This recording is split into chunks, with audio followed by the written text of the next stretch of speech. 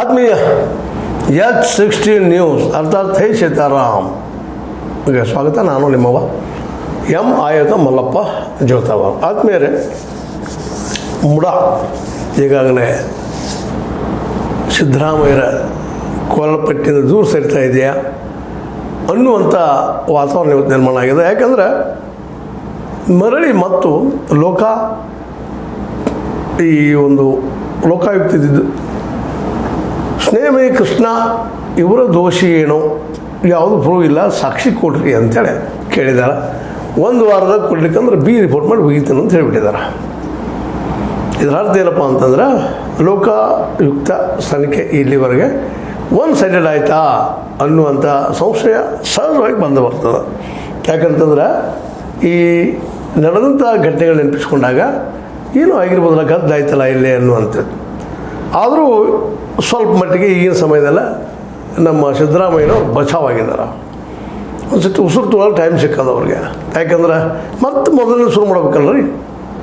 ಯಾಕಪ್ಪ ಅಂದ್ರೆ ಆರಂಭದ ಮತ್ತೆ ಶುರು ಮಾಡಬೇಕು, ಮತ್ತೆ ಕಾಟ ಮಾಡೋದು, ಗುದ್ದಾಟ, ಮತ್ತು ಸರ್ಕಾರದ ವಿರುದ್ಧ, ಅದರಲ್ಲೂ ಸರ್ಕಾರದಲ್ಲಿದ್ದಂಥ ಸಿದ್ದರಾಮಯ್ಯನ ಇವತ್ತು ಈ ಬಲಿಯಲ್ಲಿ ಶಿಕ್ಷೋದ್ರಲ್ಲಿ ಸುಲಭದ ಕೆಲಸ ಅಲ್ಲ, ಮುಡಾ ಬಲಿಯಲ್ಲಿ. ಅದಕ್ಕೆ ಅವ್ರು ಲೋಕಾಯುಕ್ತ ಹೇಳಿದ್ರೆ ಈ ಲೋಕಾಯುಕ್ತ ಹೆಚ್ಚು ಕಡಿಮೆ ರಿಪೋರ್ಟಿಗೆ ಬಂದು ನಿಂತದ್ದು. ಇದರಿಂದಾಗಿ ಸಿದ್ದರಾಮಯ್ಯ ಸ್ವಲ್ಪ ನಿರಾಳಾಗಿರ್ಬೋದು. ಬಟ್ ನಮ್ಮ ಅಶೋಕ್, ನಿಮಗೆ ಗೊತ್ತದ ಅಶೋಕ್ ಅವರು ಇದೊಂದು ಐತಿಹಾಸಿಕ ದುರಂತ ಹಿಂಗೆ ಆಗಬಾರ್ದಾಗಿತ್ತು ಅಂಥೇಳಿ ಜೋರ್ದಾರಾಗಿ ಆರ್ಗ್ಯುಮೆಂಟ್ ಮಾಡಿದ್ದಾರೆ. ಭ್ರಷ್ಟ ಕಾಂಗ್ರೆಸ್ ಸರ್ಕಾರದಲ್ಲಿ ನ್ಯಾಯ ಸಿಗೋದು ಭಾಳ ಕಷ್ಟಪ್ಪ. ಇಲ್ಲೇ ಅನ್ಯಾಯದಾಗೆಲ್ಲ ಮುಚ್ಚಿ ಹೋಗ್ತದೆ, ಕೇಸ ಮುಚ್ಚಿ ಹೋಗಿದ್ರು ಮುಡಾದಲ್ಲೇ. ಅದ್ರ ಜೋಡಿ ಇನ್ನೊಂದು ಜೊತೆಗೆ ಅದು ನಿಮ್ಗೆ ಗೊತ್ತದ ವಾಲ್ಮೀಕಿ, ಅದ್ರ ಹಿಂದಿದಂಥ ಅರ್ಕಾವತಿ, ಇವುಗಳಲ್ಲೆಲ್ಲ ಮುಚ್ಚಾಕಿದ್ರು. ಇವರೊಬ್ಬರ ಶ್ರೇಷ್ಠ ವ್ಯಕ್ತಿಪ್ಪ ಬೆಂಬಿಸುವಂಥ ಕೆಲಸವನ್ನು ಕಾಂಗ್ರೆಸ್ ಮಾಡಿದ್ರು. ಅದಕ್ಕೆ ಸಹಾಯ ಮಾಡಿ ಈ ಲೋಕಾಯುಕ್ತ ಸಹಕಾರಿ ಆಯಿತು ಅಂತೇಳಿ. ಈಗ ನೋಡ್ರಿ ನೀವು ವಿಶೇಷವಾಗಿ, ಈಗ ನಾನು ಹಲವು ಸಲ ಈ ವಿಷಯ ಚರ್ಚೆ ಮಾಡಿದ್ದೀನಿ. ಈ ಕರ್ನಾಟಕದಲ್ಲಿ ಲೋಕಾಯುಕ್ತ ಆಯಿತು, ರಾಷ್ಟ್ರ ಮಟ್ಟದಲ್ಲೇ ಅಥವಾ CID ಆಯಿತು, ರಾಷ್ಟ್ರ ಮಟ್ಟದಲ್ಲಿ CBI, IT, ED, ಅಲ್ಲಿ ಕೇಂದ್ರ ಸರ್ಕಾರದ ಪರವಾಗಿ ಕೆಲಸ ಮಾಡೋದು ನೋಡಿದಾಗ ಇಲ್ಲಿ ನ್ಯಾಯ ಎಲ್ಲದಪ್ಪ ಅಂತ. ಹೌದು, ಎನ್ಕ್ವೈರಿ ಆಗಬೇಕಾಗಿತ್ತು. ಸಿದ್ದರಾಮಯ್ಯ ಸಂಶಯದಲ್ಲ. ಯಾಕಂತಂದ್ರೆ ಈಗಾಗಲೇ ಸ್ನೇಹಮಯಿ ಕೃಷ್ಣ ಇದ್ದಂತ ನಾನು ಮುಂದೆ ಹೋಗ್ತೀನಿ ಕೋರ್ಟ್ಗಿನ ನನ್ನ ಅವ್ರು ಹೆಂಗೆ ಏನಪ್ಪ ಅಂತಂದ್ರೆ ದೋಷಿ, ಅವ್ರು ಎಷ್ಟು ತಪ್ಪು ಮಾಡಿ ತೋರಿಸ್ತೀನಿ ಅದನ್ನು ಅವ್ರು ಶಿಕ್ಷೆ ಕೊಡೋಂಗೆ ಮಾಡ್ತೀನಿ ಅಂತ ಅವರು ಎದ್ದು ನಿಂತಿದ್ದಾರೆ. ಅದಕ್ಕೆ ನಮ್ಮ ಎಂ ಲಕ್ಷ್ಮಣ್ KPCC ವಕ್ತಾರರು ಹೇಳ್ತಾರೆ, ಇಲ್ಲಪ್ಪ ಇವರು ಏಜೆಂಟ್ರಿ ವಿರೋಧ ಪಕ್ಷದಂತೆ. ಅವ್ರ ಏಜೆಂಟ್ರು ಹೌದು ಅಲ್ಲೋ. ಯಾಕಂದರೆ ಕಾಂಗ್ರೆಸ್ಗರೆಲ್ಲರೂ ಸಿದ್ದರಾಮಯ್ಯ ಹಿಂದಿಲ್ಲುವಂಥ ಸಹಜದ. ಅದೇ ಕರೆಕ್ಟ್ BJPಗರು ಸಹಜವಾಗಿ ಸ್ನೇಹಮಯಿ ಕೃಷ್ಣ ಅವ್ರ ಹಿಂದಿಲ್ಲೂ ಸಹಜದ. ಸ್ನೇಹಮಯಿ ಕೃಷ್ಣ ಅವರು ಎರಡೂ ಪಕ್ಷಗಳಾದವರಲ್ಲ. ಆದರೂ ಇವತ್ತು ಯಾವುದಾದ್ರೂ ಒಂದು ಕೋಲ್ಬೇಕಾಗಿದ್ರು ಹೊಡಿದಕ್ಕಾಗಿ BJPಗೆ ಈಗ ಸ್ನೇಹಮಯಿ ಕೃಷ್ಣ ಅಂತ ತೆಗೆದುಕೊಂಡು ಉಪಯೋಗ ಮಾಡ್ಕೊಳ್ತಾ ಇದ್ದಾರೆ. ಇದೆಲ್ಲಕ್ಕೆ ನಡೆದಿಲ್ಲ, ಇಲ್ಲ ಅಂತಲ್ಲ. ಇಲ್ಲ ಮತ್ತಿನ್ನು ಕೋರ್ಟ್ಗೆ ಉತ್ತರ ಕೊಡೋದು, ಮತ್ತು CBI ಹ್ಯಾಕರ್ ಅಂತ ಹೇಳೋದು, ಮತ್ತು ಪ್ರೊಸೆಸ್ ಮುಂದಾಯಿತು. ಈ ನಡುವೆ ಸಿದ್ದರಾಮಯ್ಯನವ್ರು ಮತ್ತೆ ಇನ್ನಷ್ಟು ಅಧಿಕಾರದಲ್ಲಿ ಉಳಿದಕ್ಕೆ ಅವಕಾಶ ಹೆಚ್ಚಾಯಿತು ಅಂತೇಳಿ. ಮತ್ತು ಇಲ್ಲಿವರೆಗೆ ನಾವು ನೋಡ್ತಾ ಇದ್ದೀವಿ, ವಿಶೇಷವಾಗಿ ಅಧಿಕಾರದಲ್ಲಿದ್ದವರಿಗೆ ಶಿಕ್ಷೆ ಆಗೋದು ಭಾಳ ಭಾಳ ಭಾಳ ರೇರ್, ಭಾಳ ಕಡಿಮೆ. ಅದರಲ್ಲೂ ಸಿದ್ದರಾಮಯ್ಯರ ವಿರೋಧವಾಗಿ ಪಕ್ಕ ಹೌದಪ್ಪ ಇಲ್ಲೇ ಐತಿ ರಿಟರ್ನ್ ಡಾಕ್ಯುಮೆಂಟ್ ಮತ್ತು ಡಾಕ್ಯುಮೆಂಟ್ಸ್ ಇಲ್ಲ, ಅಲ್ಲಿ ಇನ್ನೊಬ್ರು ಯಾರು ಮಾಡಿದ್ದಾರೆ, ಅವ್ರ ಮೇಲೆ ಪ್ರಭಾವ ಇವ್ರು ಮಾಡಿದ್ದಾರೆ ಅಂತ ಒಂದದು. ಪ್ರಭಾವ ಮಾಡಿದ್ದು ಹೆಂಗೆ ಕಂಡು ಹಿಡಿದು ಅಂತ ಅಂದಾಗ ಸಹಜವಾಗಿ ನಮ್ಮ ಸ್ನೇಹಮಯಿ ಕೃಷ್ಣ ಅವ್ರು ಹೇಳ್ತಾ ಇದ್ದಾರೆ ಏನಪ್ಪ ಅಂದ್ರೆ, ವಿಶೇಷವಾಗಿ ಅವ್ರು ಕೇಳಿದ್ದಕ್ಕೆ ಅವರು 3 ಜನರು ಇವ ಲೋಕಾಯುಕ್ತ ಏನು ಮಾಡಿದಪ್ಪ ಅಂದ್ರೆ ಕ್ಲೀನ್ ಚಿಟ್ ಕೊಟ್ಬಿಟ್ಟದ. ಒಂದು ನಮ್ಮ ಸಿದ್ದರಾಮಯ್ಯರಿಗೆ, ಅವ್ರ ಪತ್ನಿ, ಮತ್ತು ಅದೇ ಕಾಲಕ್ಕೆ ಇನ್ನೊಬ್ಬರು ಮಲ್ಲಿಕಾರ್ಜುನಯ್ಯ ಅವರ ಸ್ಥಳಕ್ಕೆ ಅವರಿಗೆ ಮುಕ್ತಿ ಕೊಟ್ಬಿಟ್ಟಿದ್ದಾರೆ. ಹೀಗಾದ ತಕ್ಷಣ ಸ್ನೇಹಮಯಿ ಕೃಷ್ಣ ಹೇಳ್ತಾ ಇದ್ದಾನೆ, ಈ ರಿಪೋರ್ಟ್ ಹೇಳೋದೇನಿಲ್ಲ, 50-50 ಅನುಪಾತದ ತನಿಖೆಯನ್ನು ಇನ್ನೂ ಪೂರ್ಣಗೊಳಿಸಿಲ್ಲ. ನಮ್ಮ ಸ್ನೇಹಮಯಿ ಕೃಷ್ಣ ಹೇಳುವಂಥದ್ದು 50-50 ಅನುಪಾತದ ತನಿಖೆಯನ್ನು ಇನ್ನೂ ಪೂರ್ಣಗೊಳಿಸಿಲ್ಲ. ತರಾತುರಿಯಲ್ಲಿ ಅಂತಿಮ ವರದಿ ಸಲ್ಲಿಸಿರುವುದು ಕಾನೂನಿನ ಉಲ್ಲಂಘನೆ. ಪಾರ್ವತಿ ಅವರಿಗೆ 50-50 ಅನುಪಾತದ ಅಡಿ ನಿವೇಶನ ಹಂಚಿಕೆ ಅಧಿಸೂಚನೆ ದಾಖಲೆ, ಅದು ಹಂಚಿಕೆ ಮಾಡಿದ ದಾಖಲೆ ಇತ್ತು, ಅಧಿಸೂಚನೆ ದಾಖಲೆ ನೀಡಿದರೆ ನಾನು ಹೋರಾಟ ನಿಲ್ಲಿಸಿ ಜೈಲಿಗೆ ಹೋಗಲು ಸಿದ್ಧ. ಅದೇನು ಅನುಸೂಚನೆ ಸಿಕ್ಕಿತ್ತಪ್ಪ ಅಂತ ದಾಖಲೆ ಇತ್ತು ಅಂದ್ರೆ ಅಷ್ಟೇ ನಾನು ಜೈಲಿಗೆ ಹೋಗ್ತೀನಿ. ಆಗಿತ್ತಪ್ಪ ಅಂದ್ರೆ ಅದು ಆಗಿಲ್ಲ, ಅದು ದಾಖಲೆ ಸಿಗಬೇಕಾಗ್ಯದ, ಅದು ಸಿಕ್ಕಾಗಿರು ತೋರಿಸ್ತಾರೆ ನಂಗೆ ಅಂದರೆ ಇನ್ನೂ ದೋಷಿ ಇದ್ದಾರಪ್ಪ ಇವರು ಲ್ಯಾಂಡ್ ಹೊಡೆದು ಸುಳ್ಳೇನಲ್ಲ ಆಗ್ಯದ ಗೋಲ್ಮಾಲ್ ಅಂತೇಳಿ ನಮ್ಮ ಸ್ನೇಹಮಯಿ ಕೃಷ್ಣ ಅವರ ಪಕ್ಕವಾದ. ಅದು ಸಿಕ್ತಪ್ಪ ಅಂದ್ರೆ ನಿಶ್ಚಿತವಾಗಿ ಅವ್ರನ್ನ ಜೈಲಿಗೆ ಕಳಿಸುವಂಥ ಕೆಲಸ ಅದು ಎಲ್ಲ ನಾನು ಜೈಲಿಗೆ ಹೋಗ್ತೀನಿ ಸಿಗಲಿಲ್ಲ ಅಂದ್ರೆ ಈ ನೆಲೆಯಲ್ಲಿ ಅಂದರೆ ಆ ಡಾಕ್ಯುಮೆಂಟ್ಸ ಇಲ್ಲ, ಅಧಿಸೂಚನೆ ಹೊರಡಿಸಿಲ್ಲ, ಹಂಗೆ ಗದ್ದಲ ಮಾಡಿದ್ದಾರೆ, ಸೇರಿಸಿದ್ದಾರೆ ಅನ್ನೋದು ಸ್ಪಷ್ಟವಾದ ನಮ್ಮ ಸ್ನೇಹಮಯಿ ಕೃಷ್ಣ ಅವರು. ಅದೇ ಕಾಲಕ್ಕೆ ಈಗ ಅವ್ರ ಹಿಂದಂತೆ BJP ನಾಯಕರು ನಿಂತಿದ್ದು ಸಹಜದ. ಯಾಕಂದ್ರೆ ಅವ್ರಿಗೆ ಈ ಸದ್ದ ಯಾವ ವಿಷಯ ಉಳಿದಿಲ್ಲ. ಯಾಕಂದ್ರೆ ತಮ್ಮಲ್ಲಿ ತಿಕ್ಕಾಟದ ನೋಡ್ತಾ ಇದ್ದೀವಿ ನಾವು.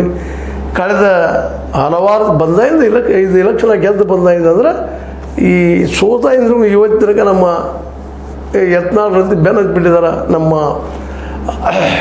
ಯಡಿಯೂರಪ್ಪನವ್ರಿಗೆ ಮತ್ತು ಅವ್ರ ಮಗ್ಗ. ಹೀಗಾಗಿ ಏನಾದರೂ ಒಂದು ಮಾಡಬೇಕಾಗಿತ್ತು, ಒಳ್ಳೆಯ ವಿಷಯ ಸಿಕ್ಕಿತ್ತು. ಈ ಮುಡ ಇದನ್ನು ಕೈಯಿಂದ ಸ್ವಲ್ಪ ಜಾರಿಸ್ಕೊಂಡಿದ್ದಾರೆ. ಈಗ ಒತ್ತದ ಮರಳಿ ಸಿಕ್ಕದ ತೊಗೋಬೇಕಪ್ಪ ಅಂತ ದೊಡ್ಡದು ಮಾಡ್ಬೇಕಂತೇಳಿ ವಿರೋಧ ಪಕ್ಷಗಳು ತಯಾರಿ ನಡೆಸಿದ್ದಾರೆ. ಆದರೆ ಇದು ಎಲ್ಲಿವರೆಗೆ ಸಾಧ್ಯ ಆಗ್ತದಂತ ಈಗಂತೂ ನಮ್ಮ ಸಿದ್ದರಾಮಯ್ಯನವರ ವಿಶೇಷವಾಗಿ ಟೈಮ್ ಬೀಯಿಂಗ್ ಸಿಕ್ತವ್ರಿಗೆ ಈ ಟೈಮ್ದಾಗ ಮತ್ತೇನೇನು ಆಗ್ತದೋ. ಯಾಕಂದ್ರೆ ಒಬ್ಬ ಆರೋಪಿಗೆ ಕೆಲವೊಂದು ಸಮಯ ಸಿಗ್ತಂದ್ರೆ ಬೇಕಾದ ಚೇಂಜ್ಗಳು ಆಗ್ತಾ ಇರ್ತಾವೆ. ಅದಕ್ಕಾಗಿ ಇದು ಸಿಗಬಾರ್ದಾಗಿತ್ತು ಅನ್ನೋದು ವಿರೋಧಿಗಳ ವಾದ. ಬಟ್ ಈಗ ಸಿಕ್ಕದ.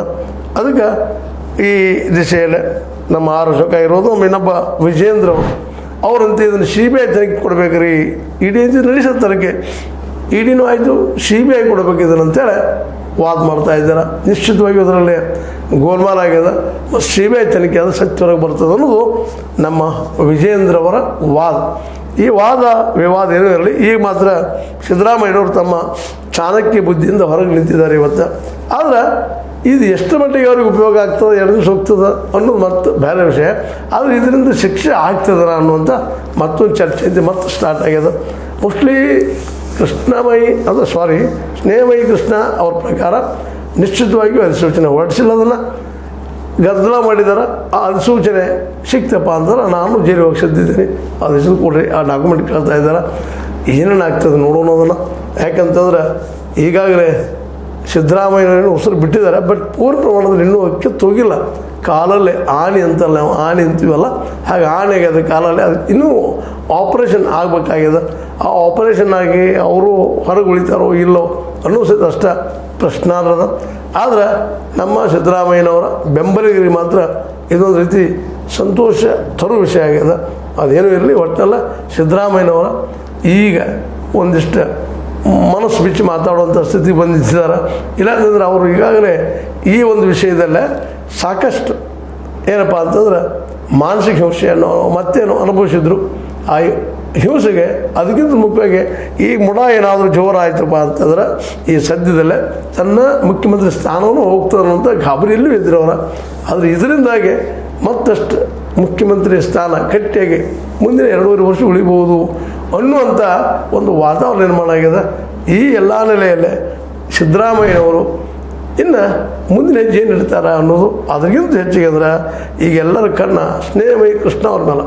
ಇವರೇನು ಈಗಾಗಲೇ ಅವ್ರು ಮೌನ ವಹಿಸಿದ್ರೇನೋ, ಅದು ಡಿಸಿಷನಿಗೆ ಬಂದ ತಕ್ಷಣ ಇಲ್ಲ ನಾನು ಮುಂದೆ ಹೊರಿತೀನಿ, ಅದನ್ನು ಪ್ರೂವ್ ಮಾಡಿ ತೀರ್ತೀನಿ ಮತ್ತು ಅವ್ರ ಶಿಕ್ಷೆ ಆಗು ಮಾಡ್ತೀನಿ ಅನ್ನೋಂಥ ಮಾತುಗಳನ್ನು ಮಾತಾಡೋದು ಅದನ್ನು ನೋಡಿದಾಗ ನಿಶ್ಚಿತವಾಗಿಯೂ